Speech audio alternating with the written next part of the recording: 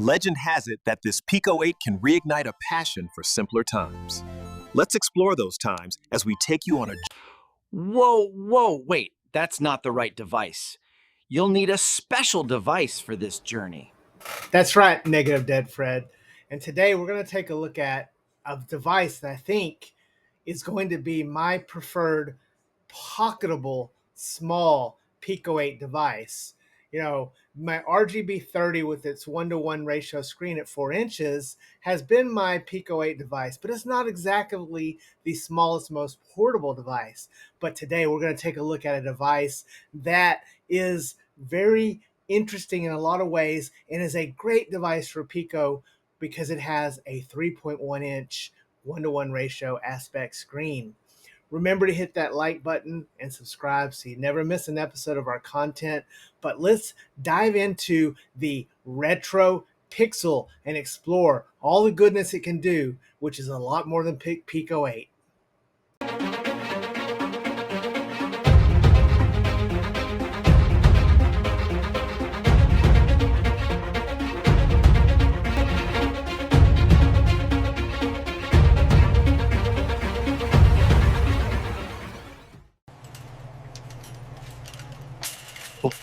I bet Deadfred pays better than your wages at Safeway. Oh. Why, yes, I do. And every break on the job comes with a complimentary, refreshing cold Dr. Pepper. So come work for us. Look at our beautiful store with all that we have to offer. Down at Deadfred Mart, you can... No, wait, I don't own a grocery store, but that would be cool. Free Dr. Pepper? Who wouldn't like that? Hey, Deadheads, welcome back to the channel. Or welcome to the channel for the first time, new Deadheads. Today, we're going to take a look at Funny Playing's second attempt at a retro handheld. Yes, I did say second attempt. Now, who is Funny Playing? They're actually a pretty well-known brand that has helped many people restore and revive their old hardware, their original OEM hardware like Game Boy, Game Boy Advance, Game Boy Color, etc. And I've been aware of Funny Playing for a while, but I was made aware about a year ago that they were going to release their own retro handheld, an emulation machine. I think that it actually almost came out, but it didn't quite do well. There were some problems with it. I really wasn't part of that scene, so I don't have a lot of knowledge. So leave me a comment about their initial release. But they're back with the Retro Pixel. Now, I know what you're thinking. This is another RK3326. And yes, it is. But this one has a really special thing to it. It's got a unique screen, and along with that, build quality that Funny Playing is known for. So we're going to take a look at it and find out, is the Retro Pixel worth the $50 asking price? That is, if you can even get it, because it's sold out now. And much like the Analog Pocket, I think this thing might be hard to get and only be sold in batches that sell out quickly. But we'll have to find out. But let's start with the package. It comes in a case. And so we have a nice case here that says Retro Pixel. I like the gray and blue theme on this. This case is pretty nice. It's made well, and it's a perfect fit for your Retro Pixel.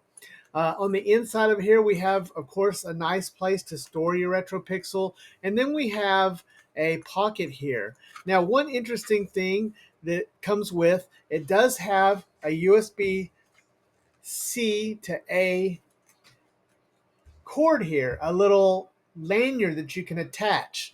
Now, this reminds me of the USB A to C cord, actually C to C cord, my bad. C to C cord that we found on another interesting handheld that I reviewed, which is the R36XX that had that one attached to it.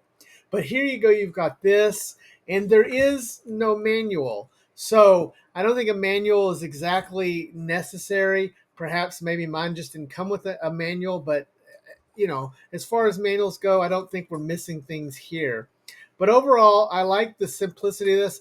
I like that it comes with the case. I like the lanyard here. I think this is all really good start for a handheld that costs $50 plus shipping. But as I get this all zipped back up, we want to really take a look at the handheld. Now, it does come or did come in several colors. We do not know if this was a limited run. Are they going to make more? I don't know. It is currently sold out as the time of this filming, so it's not like you can grab one. But I do want to say that if it does go back on sale, then I think you should definitely take a strong look at this, because my initial impressions of this is very favorable. But as always, let's take a look at the hardware. And it is your standard small form factor. It reminds me of the Amberelec RG35XX. It is a smaller handheld. This does have that unique 3.1 inch screen that we talked about with a 720p by 720p ratio. So we do have that 1:1 aspect ratio. And the buttons are a little noisy, but they're nice. They're independent. They're not connected. They feel good. They have a nice gloss to them. They have a good travel distance. I think the buttons are fine. I actually like them quite a bit. The D-pad is really a joy. I really like this D-pad. The D-pad pivots well. The D-pad, feels nice. It feels sturdy. It's a little small. Maybe a little bit bigger would have been good, but I think it's a really good D-pad. It reminds me of the D-pad that is found on Amberelec devices. It just feels really good. And then, we don't have any sticks, no analog here. So this is a 3326, and sure, it could play, some PS1 games and a little bit of N64, but I don't think you're missing out there by not having the analog sticks. We do have our start and select here. Now, going to the back, we look at the shoulders, we just have the two type shoulder buttons here. I think that's fine. It does remind me, it's sort of designed in a way where if you could put a cartridge in it, that would be awesome. Looking at it, kind of like the Mod Retro Chromatic, which doesn't have any shoulder buttons, but I think that's pretty neat and pretty cool that it has that. These are pretty good shoulder buttons left and right. And you might be thinking, but hey, Fred, what about L2 and R2? And I was thinking the same thing until let's look at the side. Now we have these sort of rocker switch that also click in. And guess what? These two side buttons, they click in for L2 and R2. So you can actually use L2 and R2. It's awkward, but hey, it's there, which is really cool. On this side, we do have the volume rocker, so volume up and down. This is not a wheel, but it's sort of like a switch you press up or down. On the other side, we do have a brightness up or down to control the brightness of the device. We do have a transparent look here with the RetroPixel logo. On the bottom, we have probably what is the most prominent headphone jack I've seen in a while, along with a USB-C charging port here. And on the top, we do have an on-off switch. So overall, this is a very lightweight handheld. This transparent blue looks fantastic. I really kind of wanted the glitter one, but it sold out before I could get it. But I'm kind of glad I went with this blue. I think it looks great. It came in several colors. The plastic feels good. It doesn't feel cheap. It feels well made. It's not rattly. The buttons just are a little bit loud, but aside from that, I think this is a fantastic build quality, and it even does have a neat trick with the L2 and R2. So hardware-wise, I think this is in tradition of Funny Playing's resume of work. Many people have found the parts that they produce are very good quality, but let's actually get this thing booted up and let's talk about the software, and then let's delve into what I think the best use case for this is currently, and that is as a fantastic portable Pico 8 machine. Hey guys, sorry to interrupt the video, but I wanted to take a moment to talk about, yes, it's that time again, the monthly Choice Day campaigns. Every month at the beginning of the month, AliExpress has some special deals curated just for you. And Deadfred has some exclusive codes, as usually, to get you the best deals on items. Be sure to check out the page I've linked below with my custom handpicked items, including a lot of non-gaming handheld things that you can get at a great price. These codes are exclusive and only good for the first week of October. So if you're watching this video now, make sure you click that link and get your orders in. We want to thank AliExpress for being a partner with us and sponsoring our content. Anyways, back to the show. Putting this up, you get the RetroPixel screen. It does boot up into a version of Amberelec. There's a retro pixel screen.